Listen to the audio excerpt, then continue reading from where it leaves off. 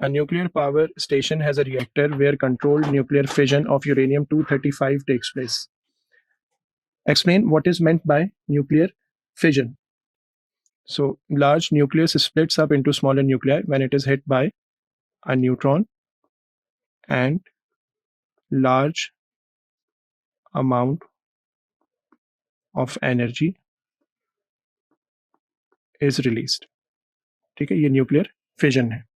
State one advantage and one disadvantage of generating electrical power in nuclear power stations compared with electrical power generated using wind turbines.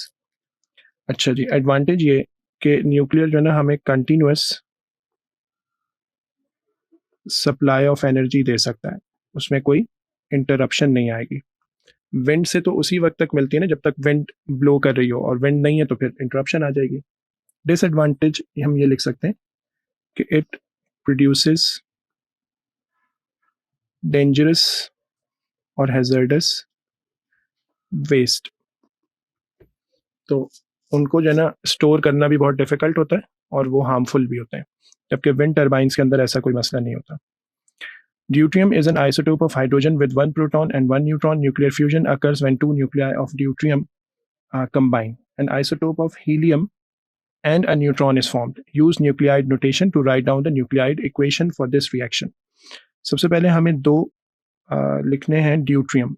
तो mass number 2 होगा, proton number 1 होगा, क्योंकि इसमें एक proton एक neutron है, और इसमें जो प्रोड्यूस होगा उसमें एक हीलियम और साथ साथ न्यूट्रॉन. न्यूट्रॉन का चार्ज नंबर 0 होता है, मास नंबर 1 होता है. तो इसका मतलब ये कि दोनों प्रोटॉन्स यहाँ आ जाएंगे, और 4 ये जो 2 न्यूट्रॉन्स थे उनमें से एक न्यूट्रॉन तो अलग हो गया, बाकी मास नंबर यहाँ पे 3 होगा. इट मीन्स कि इसके अंदर 2 प्रोटॉन्स हैं और एक न्यूट्रॉन है. टोटल 4 थे, उसमें से 2 न्यूट्रॉन जो थे, एक न्यूट्रॉन यहाँ पे आ गया, एक न्यूट्रॉन इन 2 प्रोटॉन के साथ मिलके इसका मास नंबर 3 बना देगा. So this is the nuclide notation of that equation.